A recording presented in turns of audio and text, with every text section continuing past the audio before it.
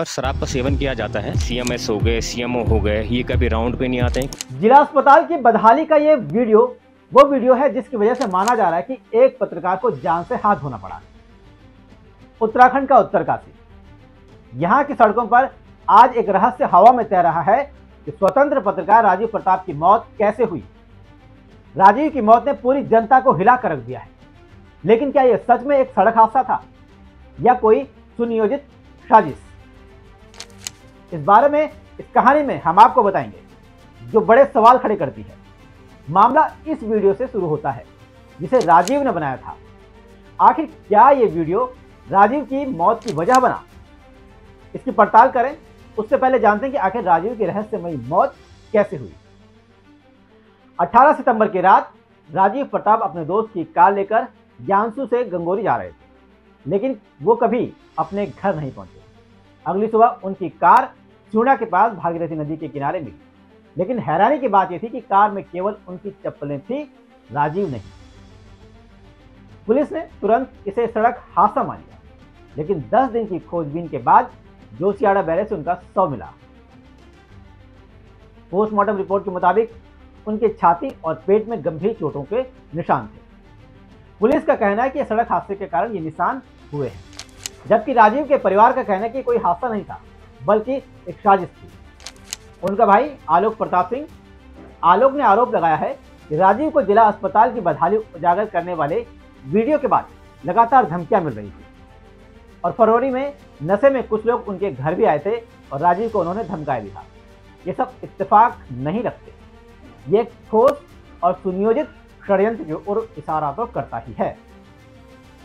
राजीव की पत्नी मुस्कान का भी कहना है कि उनकी आखिरी बातचीत 18 सितंबर की रात 11:15 पर हुई थी।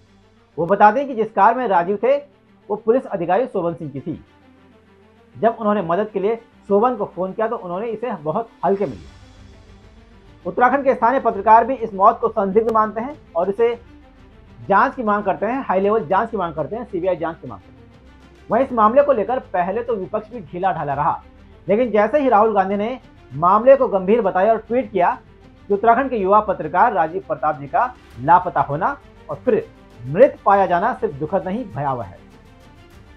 इस मुश्किल वक्त में शोकाकुल परिवार को अपनी संवेदनाएं व्यक्त करता हूं और मैं उनके साथ खड़ा हूं।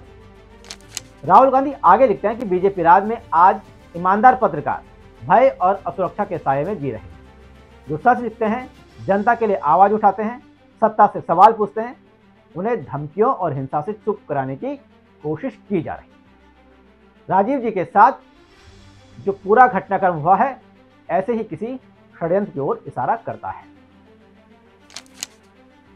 राजीव जी की मृत्यु की अविलंब, निष्पक्ष और पारदर्शी जांच होनी चाहिए और पीड़ित परिवार को बिना देरी न्याय मिलना चाहिए, ये राहुल गांधी ने ट्वीट किया। राहुल गांधी के इस ट्वीट के बाद उत्तराखंड के सोए हुए कांग्रेसी थोड़ा बहुत जागे हैं। इसके बाद पूर्व सीएम हरीश रावत राजीव के परिजनों से मिलने पहुंचे और फिर कांग्रेस के प्रदेश अध्यक्ष करण माहारा ने भी सरकार पर सवाल उठाए और सीबीआई जांच की मांग की। माहारा ने कहा कि सवाल यह है कि जब शासन प्रशासन को धमकियों की जानकारी थी तो उन्हें सुरक्षा क्यों नहीं दी गई? क्या सरकार की नजर में एक ईमानदार पत्रकार की जान की कोई कीमत नहीं है? नेता प्रतिपक्ष यशपाल आर्य ने भी अब सीबीआई जांच की मांग की। उनको फोन पे धमकी मिल रही थी और ये उन्होंने अपनी पत्नी से साझा भी किया और उसके अलावा वो कह रही कि 10 दिन में उनकी फ़ोन लोकेशन ट्रेस करने में पुलिस प्रशासन को इतना टाइम क्यों लग गया, क्योंकि लापता होने से एंड पहले उन्होंने अपनी धर्मपत्नी से बात की थी। तो ऐसा तो नहीं हो सकता कि उसके बाद फ़ोन स्विच ऑफ कर दिया हो। तो कहीं ना कहीं फ़ोन की लोकेशन पुलिस प्रशासन ने नहीं ढूंढने में इतना समय लगाया। और तो और अगर वो दोस्त की गाड़ी चला रहे थे जैसा कि पत्नी का कहना है, तो फिर उस नंबर को ट्रेस क्यों नहीं किया गया? तो हीला हवाली तो हुई है। ऐसा लग रहा है कि पुलिस प्रशासन ढीली पड़ गई थी और अब इस मामले ने तूल पकड़ा है। तो अब उत्तरकाशी के डीएसपी को एसपी की निगरानी में इस पर एक जांच समिति गठित की गई है। मेरे नेता राहुल गांधी जी ने इस पर ट्वीट किया है, चिंता व्यक्त करी है कि अगर पत्रकारिता का ये हश्र होगा तो फिर आखिर सच दिखाएगा कौन और बताएगा कौन? बहरहाल एक चीज तो माननी ही पड़ेगी कि कांग्रेस के नेताओं में शायद मुद्दों की समझ खत्म हो गई है या फिर वो निष्क्रिय होते जा रहे हैं, वरना जिस आशंका को दिल्ली में बैठे राहुल गांधी ने जताया उसकी भनक इन नेताओं को लगी तक नहीं। अब लग रही है जब राहुल गांधी ने ट्वीट किया। खैर, अब कांग्रेसी एक्टिव हुए हैं। देखते हैं इस मामले की पड़ताल कहां से शुरू होती है, कहां जाकर खत्म होती है और कांग्रेसी फिर कब चुप होते हैं।